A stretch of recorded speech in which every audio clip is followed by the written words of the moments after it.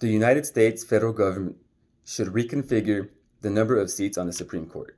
Observation number 1, the harm. Unethical tactics by senators has created unbalance on the Supreme Court. Benjamin Siegel is an ABC reporter and producer covering the 2020 campaign in Capitol Hill. Several months before the 2016 U.S. presidential election, Supreme Court Justice Antonin Scalia passed away at his Texas ranch. President Barack Obama nominated Judge Merrick Garland, who was opposed by Senate Majority Leader Mitch McConnell, who was adamant that the newly elected president should be allowed to appoint a new member to the Supreme Court vacancy. Senate Minority Leader Chuck Schumer has repeatedly bashed McConnell for moving forward with Judge Amy Barrett Cohen's nomination less than 2 months to November 3rd. Despite having blocked Judge Merrick Garland, whom President Barack Obama nominated nearly 9 months before the election day, Schumer also said he will strongly oppose the nomination of Amy Coney Barrett.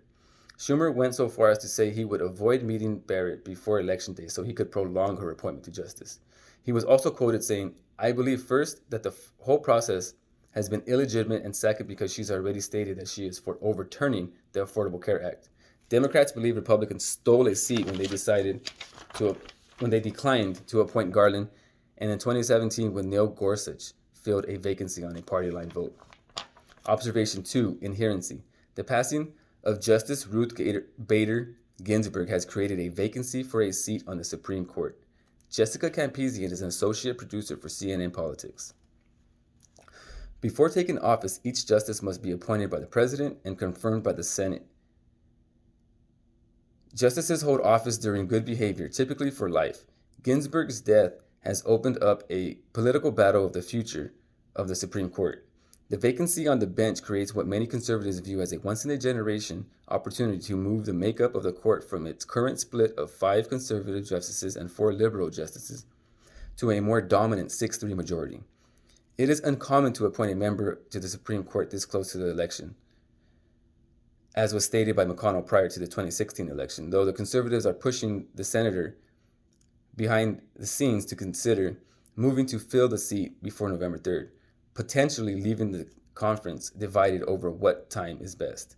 Typically, it takes a crisis to generate support for major change to the federal courts, but some Democrats have vowed to push the issue of Trump fills Ruth Bader Ginsburg's seat after Republicans blocked Obama's nominee in 2016.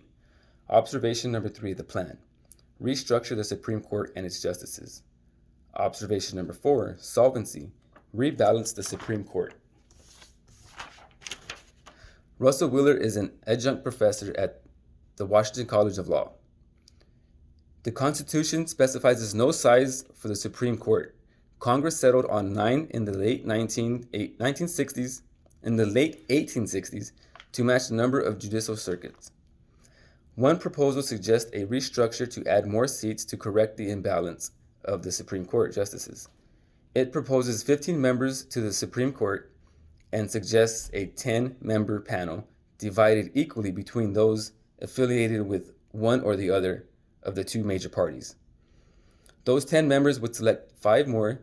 The idea behind this proposal would be to depoliticize the court, adding that we can't go on like this, where every single time there is a vacancy, we have this apocalyptic ideological firefight over what to do next. Time limits on justices. A different proposal suggests that there should be a time limit on the number of years one can serve on the Supreme Court. Proponents suggest an 18-year term followed by, if the justice wishes, service on a lower court to honor the constitutional promise of good behavior tenure. Fully implemented, this arrangement would produce a Supreme Court vacancy every 2 years, barring unanticipated openings. The recent average has been 28 years of service. This would also prevent political sides from picking younger, unexperienced judges to serve 2+ decades with good behavior. Though this proposal suggests 2 years of service, I would consider a 5-year term with the chance to be reappointed for another term for a job well done.